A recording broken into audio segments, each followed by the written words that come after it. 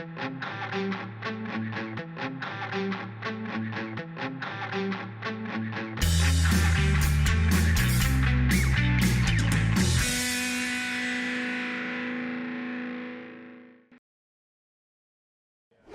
and welcome to our episode of FinTech Focus TV with me, Toby Babb. We are here in New York City at the AI in Capital Markets Summit. It's my great pleasure to bring you Ozzie from SteelEye. Ozzie, how are you?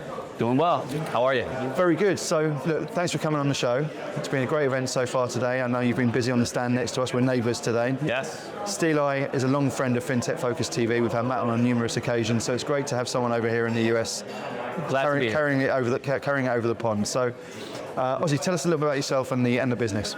Sure. So my name is Ozzie Berrios. I am a senior pre-sales specialist here with SteelEye. Just recently joined the organization. I've been in the financial services industry for over 20 years, in the fintech space for now 4 years. So excited about what we do and what we can actually offer the marketplace from a surveillance and capture insight. So absolutely. Here.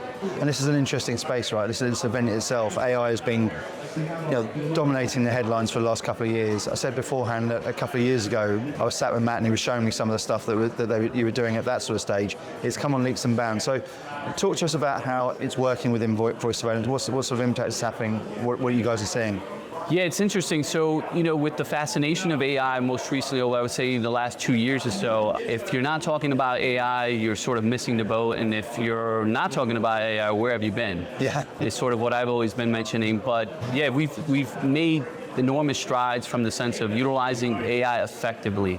And when we think about AI, it's really, I think it carries two notions. Most people fear that it's going to replace jobs, where in reality it's probably going to help jobs. Yeah. So the way we look at it is the utilization of AI gives you the integration of having multiple, let's say, compliance personnel hone in into one individual. So oftentimes I have colleagues that reference the idea of having AI and some of our tools act as 20 compliance individuals overseeing transactions and or voice communications. So its power is immense and probably infinite if you think about it.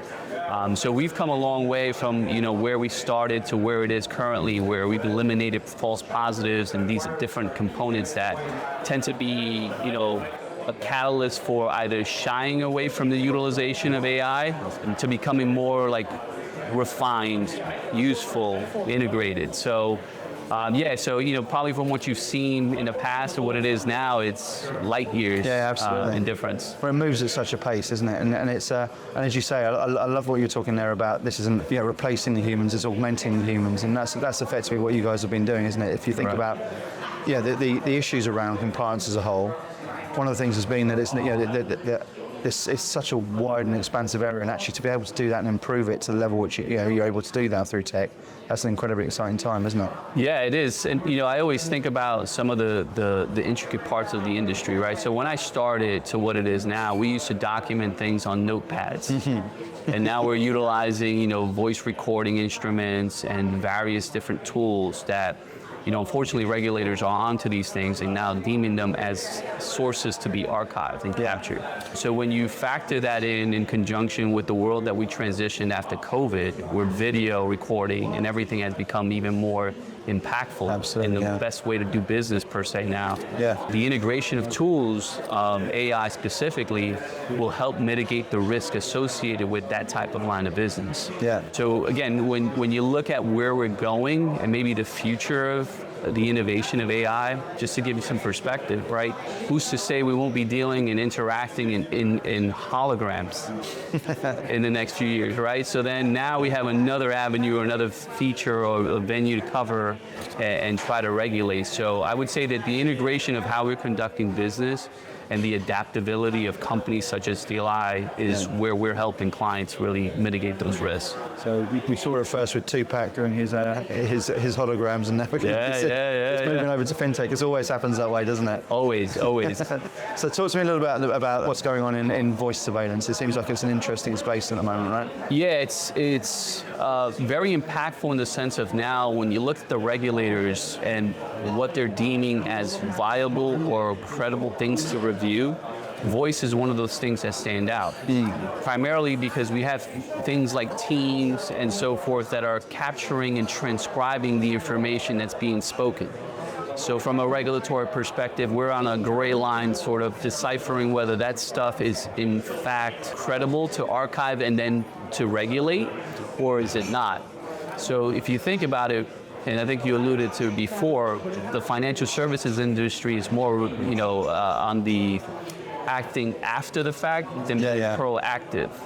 So we've been having a lot more conversations with clients now along the fact of being more proactive and anticipate these things happening. So the likelihood is that regulators haven't really come out and say specifically, we're going to need these transcriptions from your Teams videos or your Zoom videos, but they're likely going to at some point. When?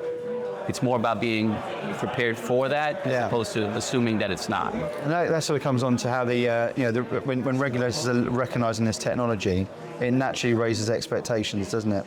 And do you feel that that's where they're already heading? Yeah, if you think about it from a global perspective, whether it's here in the US with the SEC, FINRA, or with the FCA in the UK or MAS down in Singapore, they're all looking at the same things, and regulators all talk. So they're all aware of what the vendors have at their disposal, what the capabilities are, the AI tools that they're utilizing, and the sophisticatedness of the transcriptions that they have at their disposal. So they can easily come to a firm and say, hey, we know that you can cover this. Why aren't you? And then now you have to backtrack and explain your rhyme and reasons for not doing so. So it becomes a bit of a difficult conversation if you think about it. Absolutely. And one which isn't absolutely. I mean, you mentioned it before: proactive surveillance, getting ahead of this sort of play. And it always amazes me in this space about how people are always surprised when the fines come in and when you get these sort of issues. But I think it's something there now where as you allude to with the use of AI and improved data in the system and things there, it gives you the opportunity to get ahead of problems as opposed to behind it. It feels like this has constantly been a sort of putting out fire industry, as opposed to something now where it's avoiding the fire altogether. Is that fair? It's extremely fair. I think if you think about, again, going back to my original comments, the utilization of AI is to simplify jobs, right? So it can only do that if you get in front of the issues. So being reactionary is a little bit different than being proactive. That means you already have issues. Which is where the industry's been, really, isn't it? Exactly. And again, it goes back to the industry we're in, right? We're covering financial companies. They typically have almost a fund to cover for these expenses because they deem it as a cost of doing business, not necessarily a cost of mitigating the risk associated with doing business. So I think that underlying gray area is where the concern lies. So typically, if you think about the evolution of the industry and the business as we look 5-10 years forward, AI is going to be a thing of the past as it evolves to different things, and maybe global regulations that are going to be more impactful. We haven't even touched upon the utilization of digital currencies and how that's going to morph the industries. Here in the U.S., with the recent appointment of the new SEC chair, there's been hopes that digital currencies are going to have more impact on the global investment from a U.S. standpoint. But again, it's just an evolving space that you're going to constantly see evolve and adaptable and being flexible in what you're doing. And the client base and the tools that you have are going to be instrumental to all that. And one of the things that's always sort of surrounded this area has been the quality of data. And AI is most transformational when the data's right behind it. When we look at the sort of inaccuracies or the hallucinations and all these sort of things, transcription inaccuracies, especially in the space there where it means different things in different parts, right? That's always been one of the sort of, I guess, handbrakes to the sort of real adoption of AI within that. What are you guys doing to sort of mitigate that? So it's a great question. I think that where we can start with that is, what typically happens is most companies either have one or two languages that they're covering. And then those languages aren't fully versed in the sense to cover slang and or jargon associated with those. So what we've done is expanded, in excess of over 25 languages within our database. that incorporates the jargon, the slang. But more importantly, what happens is when you're having conversations, sort of like you and I are having now, if we were multilingual and we can translate, and I could go from English to Spanish to English and so on and so forth, the systems may not be warranted to cover both languages. It might have picked you up speaking English and all of a sudden you transition to Spanish, now it's out of whack. So what typically happens is that transcription is conflicted. It doesn't know if it's accurate or not. So what happens, a lot of false positives lead out of that.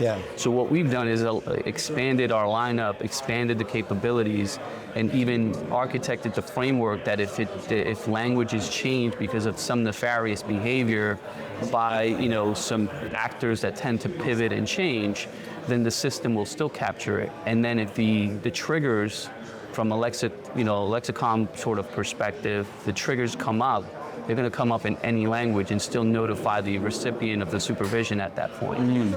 So it's very agile, right? And I think the world that we were in maybe a year or two or even further back, where you didn't have the flexibility of having that capability, deterred people from even looking at the communication standpoint because they sort of deemed like, we can't cover it all, so we'll just say that we can't. And then that's also now a situation where regulators aren't looking for you to give them that answer. They know what's out there, so they know what the capabilities be. There's no Can't hide. Exactly Can't right. hide. And that comes down to sort of like, I mean, you mentioned there, that's been one of the concerns. Talking about the sort of structure of the industry and such, like, what are the sort of concerns lie within that? So I would say there's a couple things but what's paramount with it, and let's just focus where we are and where we're at, surely speaking about AI. There has to be the learning aspect of AI in itself within the business that is conducting, right? So it's difficult. If you don't have a system that is rapidly learning or identifying what the key notions of your business are, then that system is technically failing you, right? Because then what happens? You're gonna have a ton of false positives. You're gonna have a constant tweaking and adjusting, configuring your system to work to what you're normally able to do. So I think that's one aspect of it. I think the other component that we have to focus in on is how the global regulatory landscape is evolving. Right, so when you think of what you can say that we didn't have coverage for before, and you have now, you can't get away from the idea of saying, well, we're not utilizing that. I'll give you an example. WhatsApp and Signal are two apps that, you can do audio notes, and then they disappear after a while. So then what happens? Regulators are gonna know that you have these softwares, and if you're not capturing the details from those conversations, you're going to be in a very difficult spot, and then you can't come out and say, hey, we didn't capture that. It's disappeared. There are solutions there. They are capable of handling and capturing that. So again, explanation and backtracking that to regulators typically doesn't go well. So some exciting times in the space. SteelEye very much at the sort of epicenter of all of that. You guys have been going, we were talking beforehand, it's been going great guns over the course of the last couple of years, and I've been speaking about some of the stories, seeing it firsthand. Tell me a little bit about what's exciting, what's coming up for the business, what are you guys getting? So a lot of great things. If I had to sort of finger one thing or point out one specific thing, it's the utilization of our Copilot AI solution. It's one that if I position myself as a regulator and or a supervision personnel at an institution, it's the one thing that I know is going to save me and buy me time. So we had conversations with a client that he came out and say, hey, every Friday afternoon I have to block out my diary, my calendar, just to go over these alerts. And when we asked the reason why, it was common. It was like, this is what I've done for the last few years. It's sort of practical. So, we posed the question, what does time mean for you? And if you can buy back 2, 3, 4 of those hours back in your day on a Friday, what would that mean to you? And it was euphoric. Like, he didn't know that there was the capability of doing that. So, bringing it back, our Copilot tool allows us to look at the risk assessment on the specific, alerts to your organization's risk based on models that are created. And then you can tweak it, categorize which ones you want to look at that are pressing, reduce the level of false positives and things that might not fall into space. And you can easily go in there, scale them, review them, resolve them, move to the other, and reduce your time. I think the stats we saw was typically anything about over 80%. Incredible, isn't it? So you think about that on a Friday afternoon. Yeah. Then the question I've always had about that is I had someone on the show a little while ago who talked about whether the whole idea of the internet was to improve global productivity, had the adverse effect where productivity plummeted afterwards. To me, this interesting part of AI is how we're going to use. We have a productivity crisis globally. And this, to me, feels like one of the best opportunities we've ever had to increase productivity per individual. With costs soaring, pressures and margins being eroded, productivity is the only answer that I can really see. You can only cut costs so far. Productivity is the only win where you can actually just improve things.